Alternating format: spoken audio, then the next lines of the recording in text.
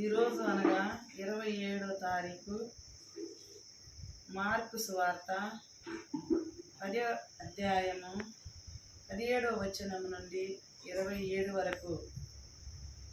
యేసు ప్రయాణమైపోచుండగా మార్గ మధ్యమున ఒకడు పరిగెత్తి వచ్చి ఆయనను ఎదుట మోకరించి, సద్బోధకుడా, నిత్య జీవం పొందుటకును నేను ఏమి చేయవలెను అని ప్రశ్నించెను.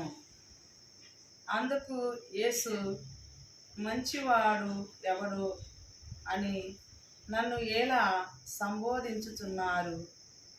దేవుడు ఒక్కడే మంచివాడు, ఎవడునూ లేడు కదా.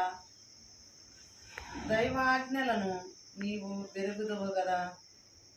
నరహత్య చేయకము, వ్యభిచరింపకము, దొంగిలింపకము, అసత్యమాడకము, మోసగింపకము, తల్లిదండ్రులను గౌరవింపము అనెను. అందులకు అతడు, బోధకుడా, బాలప్రాయము నుండి ఇవన్నిటిని పాటించుచున్నాను అనెను. యేసు అతని వంక ప్రేమతో చూసి, అయితే నీవు చేయవలసినది ఇంకొకటి ఉన్నది.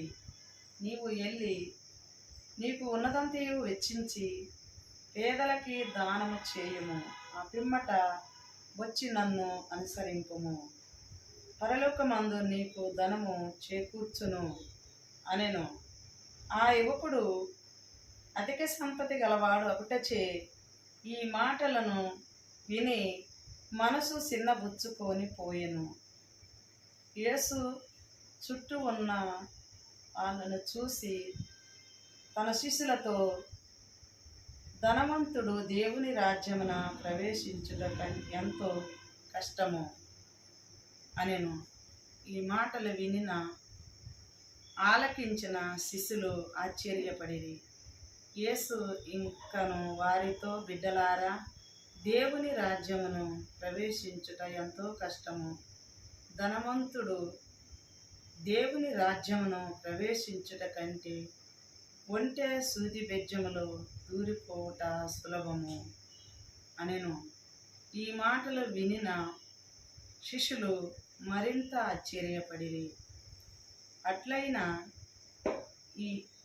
ఎవడునో రక్షింపగలడు అని సనుగులాడుకొనిరి.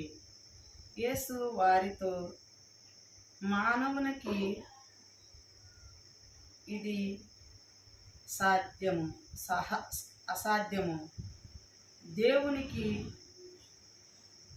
సమస్తము సాధ్యము అని అనెను. ఇది ఏలిన వారి వాక్కు. సర్వేశ్వరునికి వందనములు.